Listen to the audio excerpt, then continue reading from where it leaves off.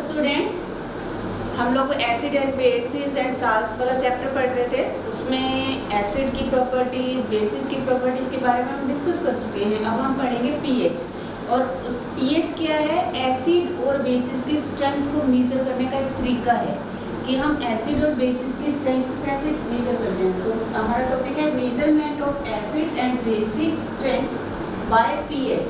PH से हम acid और बेस की स्ट्रेंथ को मेज़र करते हैं। वास्तव में पीएच होता क्या है? तो पीएच जो होता है वो H+ आयंस का नेगेटिव लॉग होता है। Concentration of H+ ions, the negative log is called pH. ये हमारे 10th के सिलेबस में इसके बारे में डिटेल नहीं है, लेकिन फिर भी मैं बता देती हूँ कि जो पीएच है वो किस तरीके से काम करते हैं। तो वो H+ आयंस की कंसंट्रेशन पर वर्क करता है। अब हम पीएच को मेज़र कैसे करते हैं? तो हम एक पीएच स्केल लेते हैं। पीएच स्केल जिस तरीके से आप लेंथ को मेज़र करने के लिए स्केल इस्तेमाल करते हैं, वैसे ही पीएच स्केल माना गया है जो कि 0 से 14 तक होता है। 0 से 14 तक होता है और बीच में जो होता है वो 7 होता है। अगर कोई किसी सॉल्यूशन का, किसी चीज़ का पीएच अगर 7 है तो वो न्यूट्रल होगा। पीएच 7 होने पर वो न्यूट्रल हो जाता है। और जैसे जैसे पीएच इंक्रीज होती जाती है, पीएच इंक्रीज हो रही है 8, 9, 10, यानी 7 से जब ज़्यादा हो जाएगी पीएच, तो वो जो सॉल्यूशन है आपका वो क्या हो जाएगा? वो बेस हो जाएगा, बेसिक हो जाएगा। इसी तरीके से अगर हम लोग पीएच जो है पीएच 7 से कम होती जा रही है तो वो जो होगा वो एसिडिक हो जाएगा, वो सॉल्यूशन एसिडिक होगा। pH is less than 7 acidic solution and pH is greater than 7 this is basic solution. अलग अलग सॉल्यूशन के लिए हम अलग अलग एक पीएच स्ट्रिप होती है, एक पीएच स्ट्रिप आती है, उसको अगर हम अलग अलग सॉल्यूशन के अंदर डिप करते हैं तो उसका अलग कलर आ जाता है। और हमारे पास एक कलर वाली उसी पीएच स्केल के ऊपर एक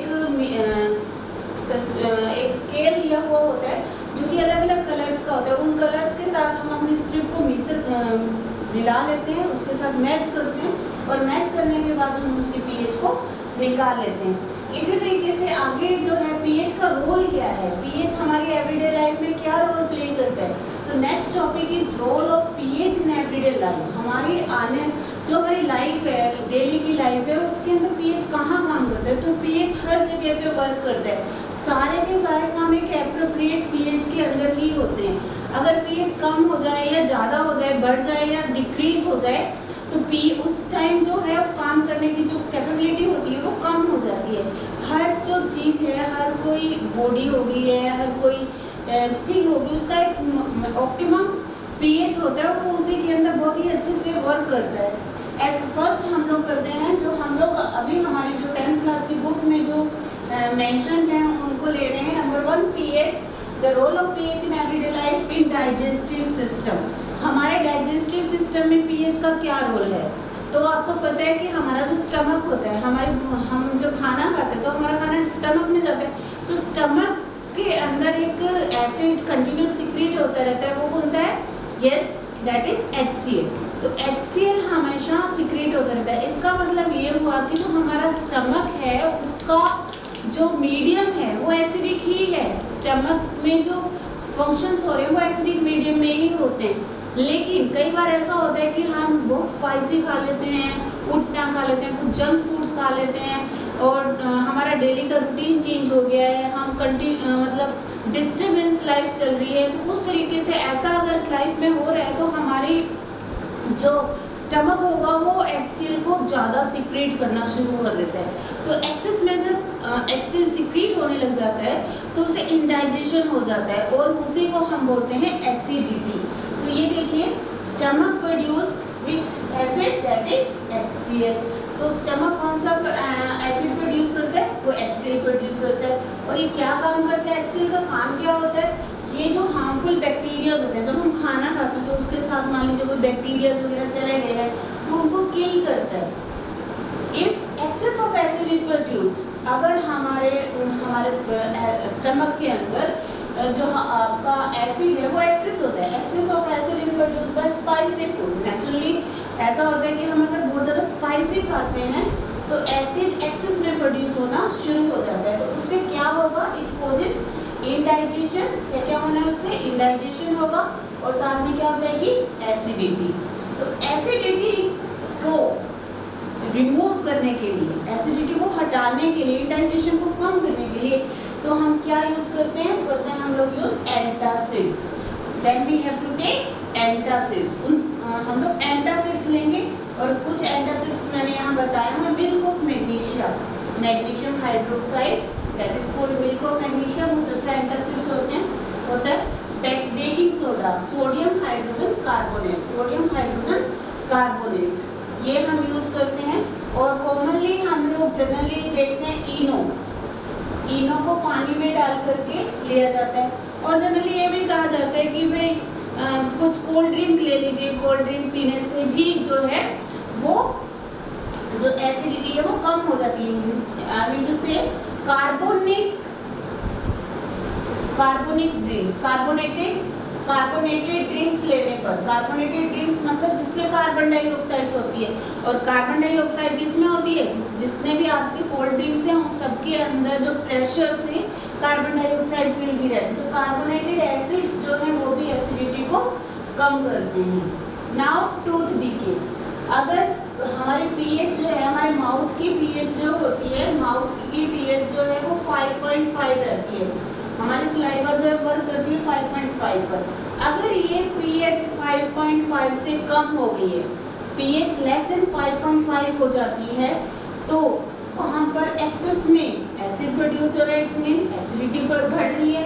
और ये ऐसा होता कब है, जब हम शुगर ले रहे हैं, चीनी खा रहे हैं, मीठा खा रहे हैं, मिठाइयाँ बहुत खा ली हैं आपने, और कुछ फूड पार्टिकल्स अगर माउथ में रह गए हैं, तो उससे हमारे माउथ में जो है एसिडिटी प्रोड्यूस हो जाएगी। और इससे एसिडिटी प्रोड्यूस, अगर कंटिन्यू एसिडिटी प्रोड्यूस होती रहती है, तो हमारे दांतों का जो वाइटेस्ट पार्ट होता है, the hardest part of body, that is called enamel, तो इनेमल जो है वो डीके होना शुरू हो जाता है। उसके ऊपर जो दांतों के ऊपर जो एक वाइटिश लेयर होती है, इनेमल होती है, उसका डीके होना शुरू हो जाता है, एंड डीके द इनेमल जब डीके होना शुरू हो जाएगा। तो इसको प्रिवेंट करने के लिए हम क्या यूज कर सकते हैं, प्रिवेंट करने आपको कि ऐसा ना हो, तो हमें बेसिक टूथपेस्ट इस्तेमाल करनी पड़ेगी। बेसिक टूथपेस्ट जिसमें कि बेस मिला हुआ हो, ऐसी टूथपेस्ट हम लेंगे जो एल्केलाइन हो। नीम की दातुन लोग बहुत करते हैं, नीम की दातुन जो है वो एल्केलाइन होती है, तो एल्केलाइन नेचुरली अगर एसिडिटी प्रोड्यूस हो रही तो उसे न्यूट्रल करने के लिए हमें एल्केलाइन लेना पड़ेगा, तो एल्केलाइन हो सकता है, एल्केलाइन टूथपेस्ट यूज कर सकते हैं इसके लिए। नेक्स्ट है self defence of animal and plants. तो पीएच जो है हमारे एनिमल्स में और प्लांट्स में को अपनी रक्षा करने के लिए, सेल्फ डिफेंस करने के लिए बहुत अच्छा रोल प्ले करता है। आप जानते हैं जब हनी बी आपने देखा होगा कि हनी बी जब डंक मारती है, उसका स्टिंग देखा होगा आपने, हनी बी जब स्टिंग मारती है, या honey bee sting of honey bee और येलो एंड और लीव्स ऑफ नेटल प्लांट, मधुमक्खी का काटना या जो बर होता है उसका काटना, या एक प्लांट है नेटल प्लांट का हम एग्जांपल लेते हैं, नेटल लीव्स होती है, और अगर वो हमारे स्किन पे कहीं रगड़ खा जाती हैं, अगर हमारे कहीं स्किन पे वो लग जाती हैं, तो हमें बहुत जलन महसूस होती है, और हमारे वहाँ पर जो पार्ट है, वो बॉडी का पार्ट जो है वो स्वेलअप हो जाता है, इसमें स्वेलिंग आ जाती है। This is due to methanoic acid. वो किसकी वजह से हो रहा है, मीथेनोइक एसिड की वजह से हो रहा है। Methanoic acid is also called formic acid. तो फोमिक एसिड या मीथेनोइक एसिड की वजह से जो ये हनी बी का स्टिंग है, या फिर नेटल प्लांट्स की जो लीव्स का जो स्टिंग है, अगर वो लग जाता है वहाँ पर, तो वहाँ पर हमारी बॉडी में स्वेलिंग हो जाएगी, और उसका पीएच जो है वो एकदम से डिक्रीज हो जाएगा। और पीएच डिक्रीज हो गया तो अब हमें जलन हो रही है, तो हमें क्या करना चाहिए, वहाँ पर हमें एल्केलाइन यूज करना है। तो हम यहाँ भी हम बेसिक जो है वो बेसिक सब्सटेंस लगाएंगे, और यहाँ हम भी बेकिंग सोडा का इस्तेमाल कर सकते हैं, सोडियम हाइड्रोजन कार्बोनेट, और ये घरों में आसानी से मिल जाता है बेकिंग सोडा, तो बेकिंग सोडा को थोड़ा सा पानी में डिप घोल लीजिए और उसके सॉल्यूशन को वहाँ पे लगा लीजिए जहाँ पर किस्टिंग हुआ है या फिर आपके नेटल लीव्स लग गई हैं या कहीं भी ये स्वेलिंग हो रही है, तो हम इस तरीके से उस पीएच को क्या कर सकते हैं, इंक्रीज कर सकते हैं। जो पीएच डिक्रीज हो गया एकदम से उस बॉडी पार्ट का, तो वो क्या हो जाएगा, इंक्रीज हो जाएगा। इस तरीके से कुछ इस्तेमाल यूजेस हैं पीएच की हमारी डेली लाइफ के अंदर। आपने ये भी देखा होगा कि सोइल जो है, सोइल की पीएच भी फार्मर जो है वो चेक करते रहते हैं। किसान अपनी मिट्टी की पीएच को चेक करवाते हैं ताकि फसल जो है वो ज़्यादा से ज़्यादा हो। तो ऐसे में अगर मान लीजिए जो आपकी सोइल है, सोइल का पीएच जो है वो कम हो गया है, सोइल का पीएच कम हो गया, it's mean that is acidic, वो एसिडिक हो गया। तो एसिडिटी को कम करने के लिए जो आपने देखा है फार्मर उसमें क्या मिलाता है, उसमें चूना मिलाया जाता है या फिर उसके अंदर कैल्शियम हाइड्रोक्साइड मिला देंगे और कैल्शियम कार्बोनेट मिलाया जाता है। इस तरीके से जो आपकी सॉइल है उसकी पीएच को इंक्रीज कर दिया जाता है ताकि जो प्लांट्स हैं उनके लिए एक ऑप्टिमम पीएच वाली सॉइल मिल सके और जो है वो ज़्यादा से ज़्यादा उसमें फसल हो सके। तो इस तरीके से जो पीएच है हमारे डेली लाइफ में बहुत सारे रोल प्ले करती है। सबसे पहले देख लीजिए पीएच का स्केल होता है वो 0 से 14 के बीच में होता है। 7 से 14 तक बेसिक होगा और 7 to 0 जैसे जैसे पीएच कम होता चला जाएगा एसिडिटी इंक्रीज होती चली जाएगी और इसी तरीके से अगर 7 से पीएच बढ़ता चला जाएगा तो बेसिसिटी इंक्रीज होती चली जाएगी। पीएच के हमारी डेली लाइफ में रोल कहाँ पे है, जो आपकी बुक के अकॉर्डिंग है, in digestive system, in tooth decay, the self defence of animals and plants and in soil. Okay, तो ये अभी आपको इतने से ही लिखने हैं, इनको याद करने और इस पे नोट्स बनाने हैं। इससे रिलेटेड आपके पास क्वेश्चन आता है तो आपको ये कर लेने हैं। अगर कोई भी प्रॉब्लम आती है तो प्लीज़ कमेंट करके पूछ लीजिएगा। Thank you and have a nice day.